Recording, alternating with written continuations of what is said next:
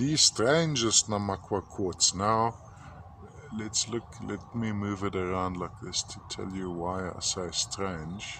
So here, now we're dealing with a solid piece of quartz with the typical patterning you'd find on the Namakwa quartzes, which are from the Orange River region and Northern Cape of South Africa. So we're moving around here.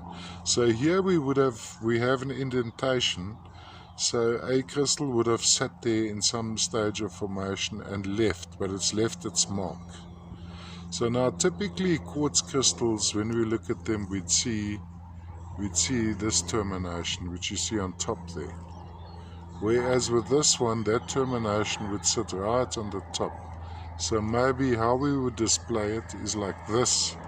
You would have the more typical quartz crystal.